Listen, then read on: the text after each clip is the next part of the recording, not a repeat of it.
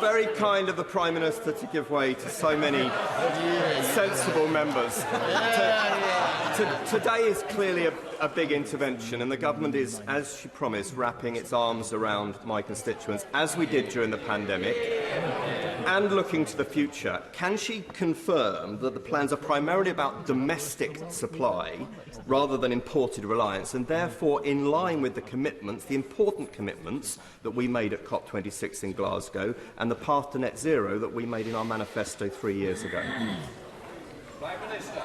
Well, I am completely committed to net zero by 2050, and I'll be saying more about how we will be achieving that later on in this speech.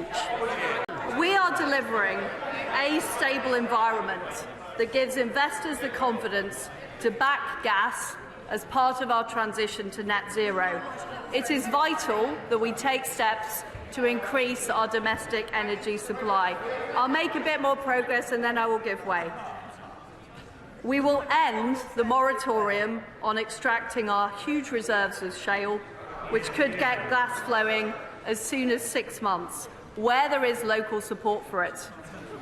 We will launch Great British Nuclear later this month, putting us on a path to deliver up to a quarter of our electricity generation with nuclear by 2050. I'll give way. As a result of these steps on shale and on nuclear and the acceleration of renewables, I am today setting a new ambition for our country. Far from being dependent on the global energy market and the actions of malign actors, we will make sure that the UK is a net energy exporter by 2040. And my right honourable friend, the Business Secretary, will set out a plan in the next 2 months to make sure we achieve this.